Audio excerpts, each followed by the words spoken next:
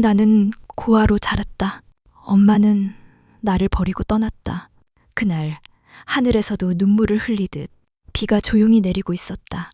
나는 5살이었다. 말 한마디 꺼낼 수 없던 어린 나는 작은 비닐봉지 하나를 품에 안고 공원 벤치에 앉아 있었다. 그 손에 들려있던 건 비에 젖어 흐릿해진 쪽지 한 장. 거기엔 이렇게 적혀 있었다. 지민아, 미안해. 그 말이 그녀가 내게 남긴 전부였다. 그날 이후 나는 세상에 홀로 남겨졌다. 그리고 27년이 흐른 지금, 뉴스 속 그녀의 얼굴을 본 순간 나는 그대로 얼어붙고 말았다. 윤경서, 대한민국 최대 재벌 Y그룹의 회장. 그리고 어린 시절 나를 뒤로 한 채 차갑게 돌아섰던 그 여자. 사람들은 내게 강하다고 말했다. 혼자 버텨냈고 혼자 살아냈다고. 어릴 적부터 누구에게도 기대지 않았고 누구도 믿지 않는 사람이 되어 있었다. 보육원에서 자란 나는 그곳의 아이들을 돌보는 사회복지사가 되었다. 아이들의 눈물과 울음소리를 들을 때마다 어쩐지 낯설지가 않았다. 그 모습이 꼭 어린 날의 나 같았으니까. 엄마를 부르며 울던 나, 작은 손으로 세상을 붙잡으려 했던 그때의 기억이 아이들 얼굴에 겹쳐졌다. 가끔 원장님은 조심스레 말씀하셨다. 혹시 그분도 어쩔 수 없는 사정이 있었던 건 아닐까? 나는 애써 웃으며 고개를 저었지만 속으론 늘 이렇게 생각했다. 버림이라는 건 어떤 이유로도 정당화될 수 없다고. 그러던 어느 날 습관처럼 틀어둔 뉴스 속 화면에서 그 얼굴이 다시 나타났다. 윤경서, 도도한 눈빛, 흠잡을 데 없이 정돈된 머리카락, 사람들 앞에 당당히 서 있는 그 모습. 이상하게 익숙했다. 정확히 말하자면 한 번도 잊은 적이 없는 얼굴이었다. 처음엔 그냥 닮은 사람일 거라 생각했다. 설마 그럴 리가 있겠냐고. 하지만 그 여자의 입에서 나온 한마디에 숨이 멎을 듯 가슴이 조여왔다. 한 아이를 키우는 마음으로 회사를 이끌어왔습니다. 그 한 아이가 혹시 나였던 걸까? 그날 밤 잠은 오지 않았다. 잊었다고 믿었던 기억들이 조각처럼 떠올랐다.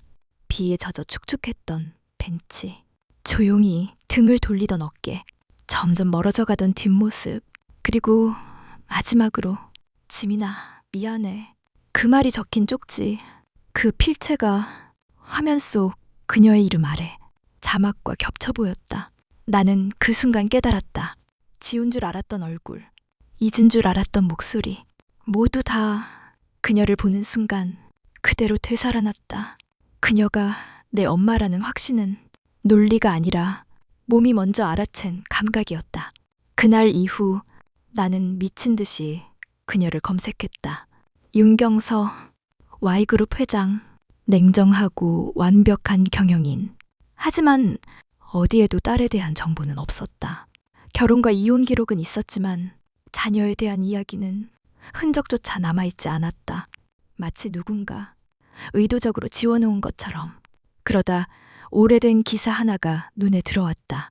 1997년 6월 11일. 윤경서 회장. 가정사 문제로 인해 3일간 연락 두절. 그리고 그해 여름 나는 보육원에 들어갔다. 날짜는 너무 정확했다. 퍼즐 조각이 맞아 떨어지는 순간 심장이 덜컥 내려앉았다. 나는 결국 그녀가 사는 곳을 찾아갔다. 서울 외곽의 고급 주택가, 높은 철문 너머로 정갈하게 손질된 정원이 보였다. 그리고 그 정원 끝에서 한 여자가 걸어 나오고 있었다. 그녀였다. 내 기억 속에 멈춰있던 바로 그 여자. 내 심장이 그 순간 이상하게 요동쳤다. 분노, 두려움, 그리고 기대. 한꺼번에 몰려드는 감정이 숨을 막히게 했다. 나는 조심스럽게 한 발을 내디뎠다. 그녀가 내 곁을 스쳐 지나가려는 찰나. 입에서 저도 모르게 말이 나왔다. 회장님, 혹시 27년 전 공원에 저를 버리신 적 있으신가요? 그녀의 발걸음이 멈췄다. 짧은 순간 그 눈동자가 흔들렸다. 아무 말 없이 내 얼굴을 바라보던 그녀는 이내 고개를 돌려 말했다. 잘못 아신 것 같네요. 단 한마디였다. 그리고 그녀는 나를 지나쳤다.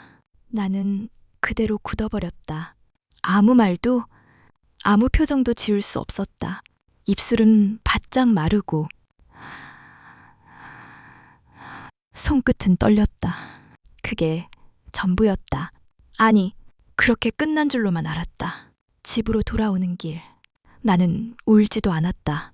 이상하리만큼 조용했다.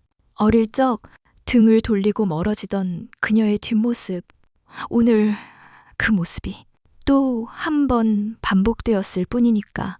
하지만 그녀의 눈은 나에게 말하고 있었다. 안다. 기억하고 있다. 입으론 부정했지만 그 눈빛엔 분명 미안함이 있었다. 나는 그 눈빛을 평생 지워본 적이 없었다. 그날 밤 잠을 이루지 못한 나는 결심했다. 그녀가 날 버린 진짜 이유, 그 진실을 내 손으로 반드시 밝혀내겠다고. 그 후로 나는 매일 밤 그녀의 과거를 뒤졌다. 신문 기사, 오래된 인터뷰, 재단 기록까지 샅샅이 뒤졌지만 확실한 단서 하나를 찾기까지 밤을 새우는 날들이 계속됐다. 그러던 어느 날 오래된 신문 기사 하나가 눈에 들어왔다. 1997년 6월 윤 회장. 출산 후 돌연 이혼 소송. 시댁과의 갈등 심화. 친정과도 불화. 아이의 행방은 확인되지 않아 논란. 아이의 행방은 확인되지 않아. 그 문장이 온몸을 얼어붙게 만들었다. 그 순간 나는 직감했다. 그녀가 나를 버린 게 아니었다. 누군가가 날 그녀에게서 빼앗았던 것이다. 그리고 우연처럼, 아니 어쩌면 운명처럼 그녀의 어머니, 그러니까 내 외할머니가 몇 해 전까지 요양병원에 있었다는 기록을 알게 됐다. 나는 곧장 병원으로 향했다. 그녀는 이미 돌아가신 뒤였지만 보호자 기록은 남아 있었다. 병원 직원이 조용히 말했다. 환자분이 종종 이런 말씀을 하셨어요. 내 딸은 멍청했지. 남편이랑 싸우고 아이 하나에 미쳐서는. 그래서 내가 대신 정리했어. 내가 대신 정리했어. 그 말 한마디로 모든 퍼즐이 맞춰졌다. 그녀는 나를 버린 게 아니었다. 나는 버림받은 게 아니라 숨겨진 채로 잃어버린 아이였다. 그리고 그 진실을 그녀 역시 모르고 있었던 것이다. 나는 무너졌다. 평생 가슴에 품어온 증오가 흔들리기 시작했다. 그녀가 죄인이 아니라면 나는 대체 누구를 향해 이 고통을 쏟아야 했던 걸까? 하지만 그제야 보이기 시작한 것도 있었다. 기사 곳곳에 등장한 입양재단 설립, 유기 아동을 위한 기부, 이름 없는 추모공원 후원. 그건 전부 딸을 잃어버린 한 여자의 조용한 속죄였다. 나는 발길을 공원으로 돌렸다. 내가 버려졌던 그 벤치. 비가 내리는 날이었다.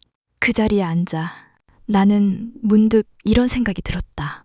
혹시 그녀도 매년 이곳에 왔던 건 아닐까?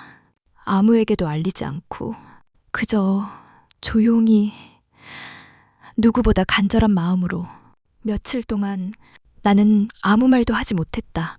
진실을 알고 나서도 어떻게 시작해야 할지, 무슨 말을 먼저 꺼내야 할지 쉽게 정리되지 않았다. 결국 나는 Y재단이 주최하는 행사장으로 향했다. 멀리서 그녀가 보였다.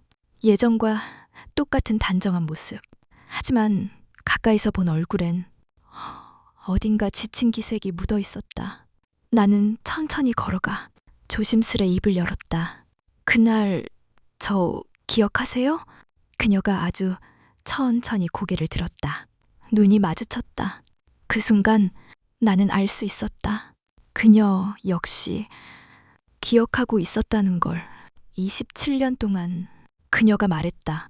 한 번도 잊은 적 없어요. 처음엔 믿지 못했어요.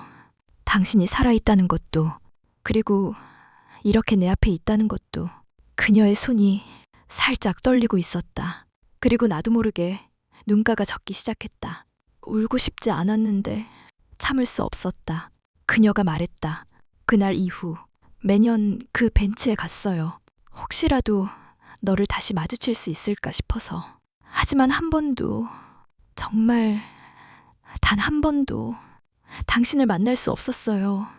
나는 입을 열었다. 저는 당신을 평생 미워하며 살았어요. 그게 저를 버티게 해줬어요.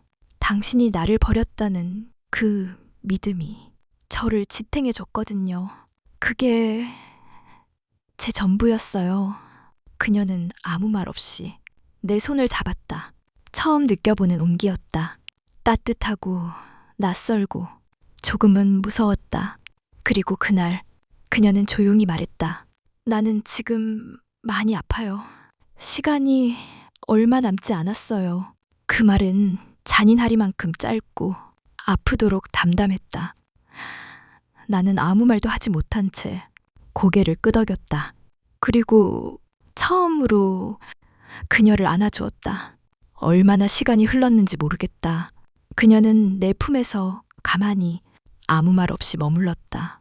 그 순간 내가 느낀 건 분명했다. 이건 용서가 아니라 작별이었다. 며칠 뒤 그녀는 세상을 떠났다.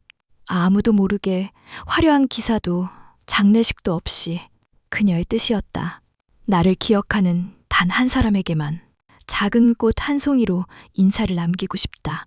그리고 나는 그 꽃을 받았다. 노란 들국화 한 송이, 그리고 어릴 적 내 이름이 적힌 짧은 쪽지 하나. 지민아, 미안해. 그리고 고마워. 나는 여전히 혼자다. 하지만 이제는 고아가 아니다. 누군가의 딸이었다는 그 사실만으로 살아갈 이유가 조금은 생긴 것 같았다. 오늘도 나는 그 공원 벤치에 앉는다. 비가 오는 날이면 더 자주. 그리고 그녀가 그랬던 것처럼 천천히 고개를 들어 하늘을 올려다본다. 엄마, 거기선 편히 쉬세요.